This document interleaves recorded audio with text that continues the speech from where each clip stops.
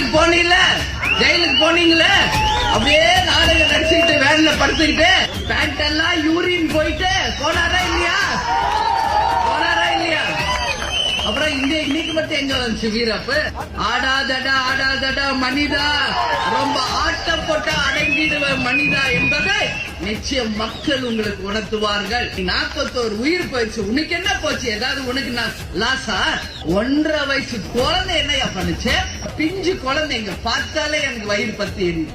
ஒரு போலீஸ் இல்லம்மா, அங்க ஒரு பாதுகாப்பு இல்லம்மா, போட்டு நெரிச்சியே எங்களை எல்லாம் கொண்டுட்டாங்க அப்படின்னு. அப்ப என்ன பண்றீங்க போலீஸ்? நான் விஜய்க்கு சொல்லிட்டு தான் இருக்கேன். அவர் அண்ணன் என்னங்கிறாரு கேப்டன. முதல்ல அண்ணன் என்ன பண்ணாருன்னு தெரிஞ்சுக்கிட்டு தம்பி, நீ தெரிஞ்சுக்கோ. வெறும் பாயில அண்ணன் சொன்ன போதுமா? சொல்லுங்க விஜய். ஆமா, வெறும் அண்ணன் அப்படின்றது போட்டா காமிக்கிறது. வெறும் அண்ணா, உங்க அண்ணனோட வரலாறு பாரு, வரலாறு படி நீ. உங்கள் அனைவருக்கும் இருகரம் கூப்பி எனது நன்றிகளை தெரிவித்துக் கொள்கிறேன்.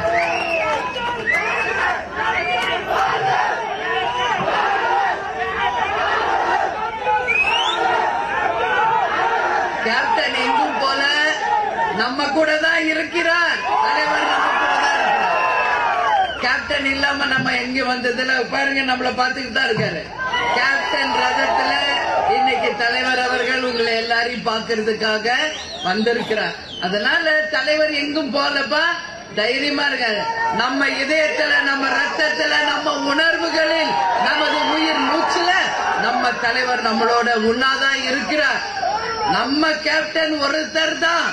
ஆனா இன்னைக்கு லட்சக்கணக்கான கேப்டன்களை அவர் உருவாக்கி விட்டுதான் போயிருக்கிறார். அதனால நம்ம தலைவர் இன்றைக்கு முன்னெல்லாம் நம்மளோட மனிதரா வந்து கலந்துகிட்டாரு, இன்னைக்கு தெய்வமாக இருந்து நம்மளை ஆசீர்வதிக்கிறார். அதனால தலைவரின் ரூபத்தில் உங்கள் அனைவரையும் நான் பார்க்கிறேன். கரை வேட்டி கட்டின அத்தனை பேருமே கேப்டன்கள் தான் என்பதை இந்த நேரத்தில் நான் பெருமையோடு சொல்றேன். ஏன்னா பட்டி தொட்டி எல்லாம் தலைவர் அவர்கள் பல்வேறு லட்சக்கணக்கான கேப்டன்களை உருவாக்கிட்டு தான் போயிருக்கார். அதனால நாம் அனைவரும் ஒன்னா சேர்ந்து இப்ப ஒரே ஒரு நோக்கம் தான், தலைவருடைய கனவு, லட்சியம், கொள்கைகளை வென்று அவர் கண்ட அந்த புனிதமான ஆட்சியை 2026 கொண்டு வருவது மட்டும்தான் நம்மளுடைய ஒரே எண்ணம், குறிக்கோள் அப்படின்றத இந்த நேரத்தில் சொல்றேன்.